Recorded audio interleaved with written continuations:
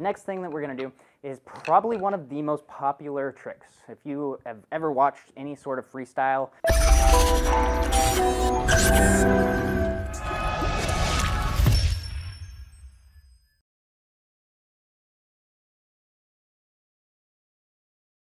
the next thing that we're going to do is probably one of the most popular tricks. If you have ever watched any sort of freestyle and nunchucks, you have seen this. I guarantee you've seen this. Everyone does this. It's everyone's favorite tricks because it just looks cool. So what it is, I'm going to show you, we're going to do a little bit easier version of this, but it's basically just this, these hand rolls here. So if you don't know how to do that, well, we're going to cover how to do that, so don't worry. So the first thing we're going to do is we're going to go back to our figure eight. Remember how I talked about we're going to use this again? All right, so again, I'm holding it in this high grip or this short grip where I'm close to the chain or the string or whatever it is. I'm doing an inward figure eight. So when I'm doing an inward figure eight and I want to go to a hand roll, what I'm going to do is I'm going to wait until the chuck is on the inside and is going towards the outside. Then I'm going to release. Actually, you know what? Scratch that. We're going to make this even easier. Just in case. If you already know how to do this, by all means, go ahead, start doing this, moving around. You can practice again, footwork.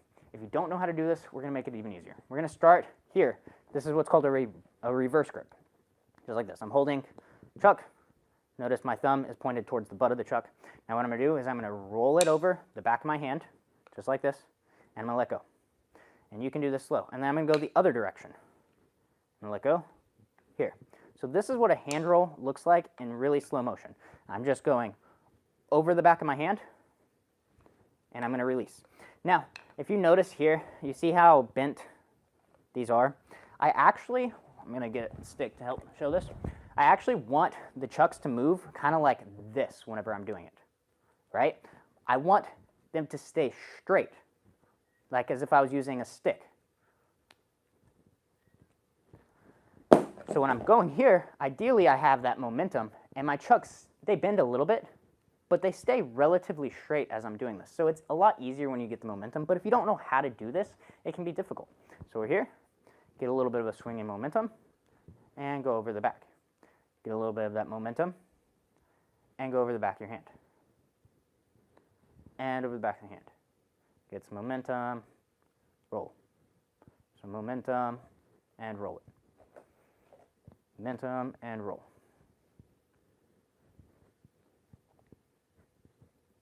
And then when you feel a little bit more comfortable, you can start adding a circle, and then roll it. And then you can do the same thing the other direction. You can add a circle, and then whenever you want, roll it.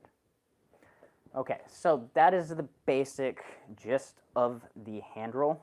Let's go ahead and practice that on the other side. Get a little bit of momentum, and roll. Notice when I go slow, you just heard that clack. Well, maybe you heard the clack. I don't know if you can through this mic.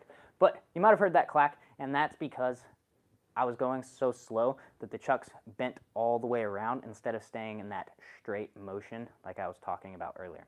So I'm getting this momentum, and I'm going to roll it. And now, if you're new to this, you're going to drop the chucks. Just be careful. Don't break your TV. Don't break your laptop or whatever you're watching this on. Don't break it. Just try not to do that. But you will drop it. I dropped the chucks so many times.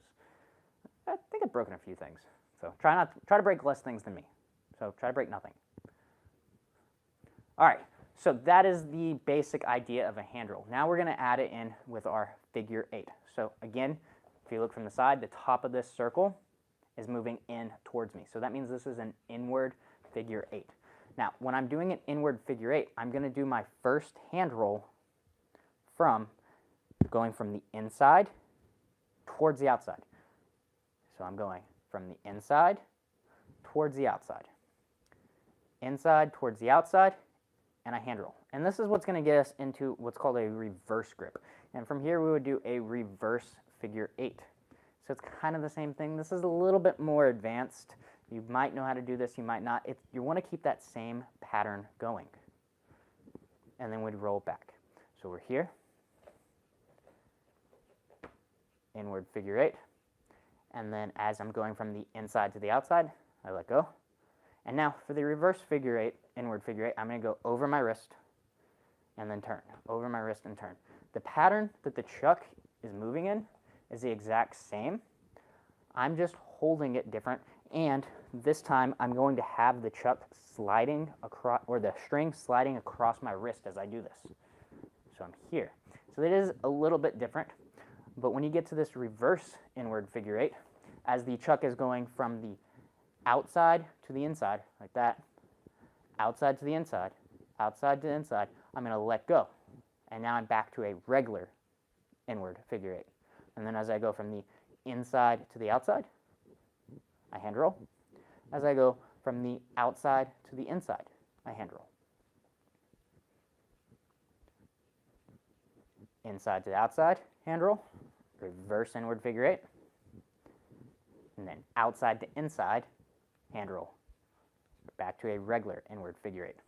Now let's go ahead and let's practice that on the other side real quick. So we're here doing our inward figure eight. As we're going from the inside to the outside to outside, I'm going to release it. And now as I release it, I'm going to allow it to come over my wrist. I'm going to point the butt of the chuck that I'm holding, and I'm going to make this circular motion, this little U or loop motion as I'm doing this here to create this reverse inward figure eight. And now on this one, as I'm going from the outside to the inside, I'm going to do my hand roll to return back to my inward figure eight. Now from the inside to the outside, hand roll, reverse inward figure eight. From the outside to the inside, hand roll, back to our regular inward figure eight. Same thing, roll, and whenever you feel it, you can roll it again. There. All right, so that was just how to kind of keep it going from an inward figure eight. And now you can do the exact same thing from an outward figure eight. Now when you're doing the outward figure eight, you're going to change it a little bit. So the first one, when we were going from an inward figure eight, that very first hand roll went from the inside to the outside, right? Inside, outside. Well, now when I'm going for an outward figure eight, my first hand roll is going to go from the, or it's going to go the other direction, all right? So you're going to go here. So I just want you to think anytime it's going, I'm going here.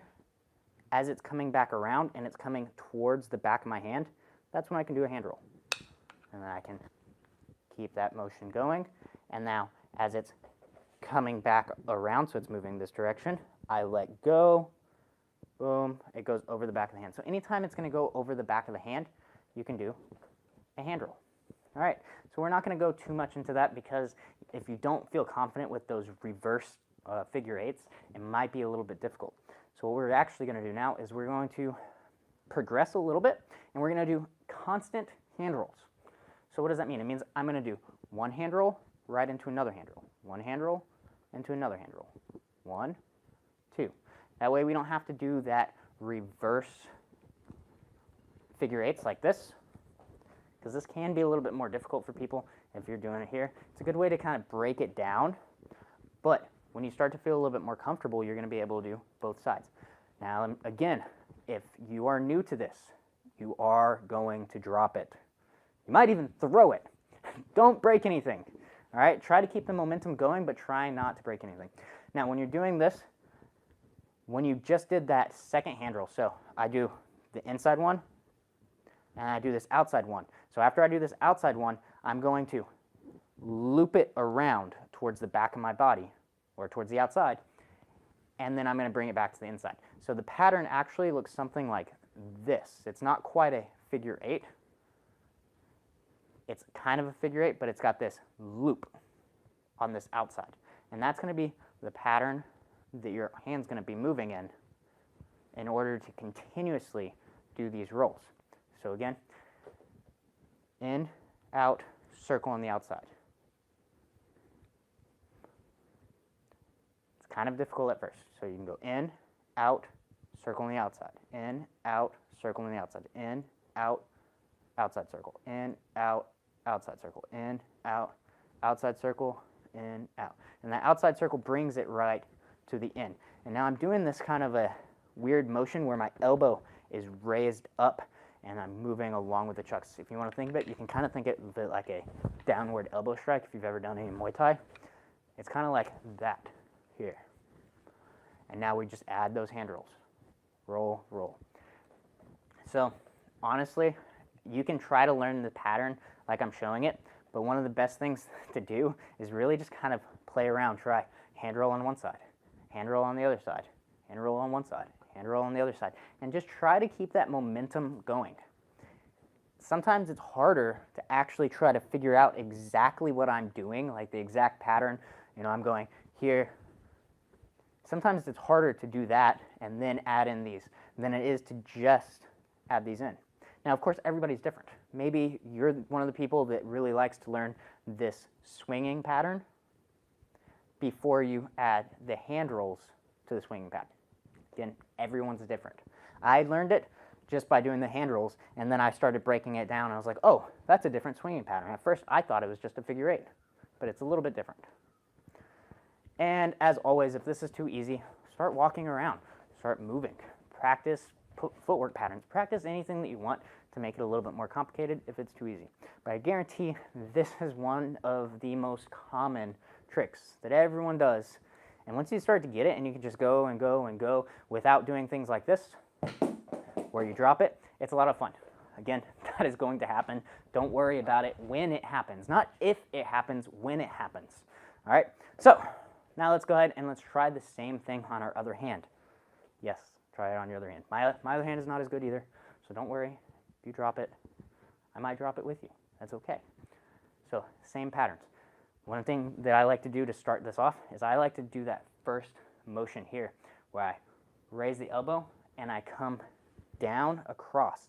So notice I'm going shoulder to hip as I do this. Boom. So bring it out, shoulder to hip, and then hand roll. Let's start that again. Bring it out, shoulder to hip. Bring it out, shoulder to hip, hand roll. No, you guys don't know that one. Sorry. Bring it out, shoulder to hip, hand roll, and then as it comes back across, hand roll again. You need to stop it. Bring it out, raise the elbow, shoulder to hip, hand roll, hand roll. Start again. Bring it out, shoulder to hip, hand roll, hand roll. And start again. Bring it out, shoulder, hip, hand roll, hand roll. I know I'm breaking this one down maybe a little bit more than the last one because you probably got it with your dominant hand a little bit easier than you did with your non-dominant hand. Just a guess. Start again. You might have to start again multiple times. It took a long time for me to be able to actually be consistent. It took a long time for me to be able to be consistent with my left hand. Well, left hands, right? Am I right? Unless you're lefty, then, you know. Okay.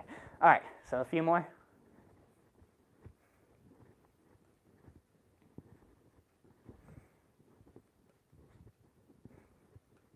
Try to keep it going and try not to throw it at anything. And it's always weird because for me, whenever I'm about to lose it, I throw it. I just end up throwing the chucks. Instead of just dropping it where it wouldn't cause any damage, I try to salvage it, the technique, and I'm like, oh, I'm going to stop it from doing anything, and I end up just ejecting the chucks into the wall or something. So try not to do that. All right, so I'm going to quickly recap what we went over today. So again, today was just some basic tricking techniques for the nunchucks. The first thing that we did was our inward figure eight. Remember the top half of the circle, as you're looking at it from the side, should be moving in towards you, and that makes it inward. The figure eight means it's going from the inside to the outside of the arms. Then we did our outward figure eight, again from the side, the top half of the circle. The chuck is moving from close to me towards away from me on the top half of the circle. Again, still inside to outside. Then we practice our around to the back, just like this, making sure that we keep the chuck pointed towards us the whole time, and we're staying very consistent where you're catching it, putting your hands, and making sure that it is even. I'm not going to try to catch it here. I'm not going to try to catch it here. Make sure it's even. Then we went to the around the neck, making sure that the passing hand is under, the catching hand is over, the point of the chucks are pointed towards the center of the neck, and then you bounce it back down here, making sure that, again, you're not afraid of the chucks. Don't be afraid of the chucks. Don't be afraid of them. And then we went from around the back to around the neck, around the back, around the neck, around the back, around the neck.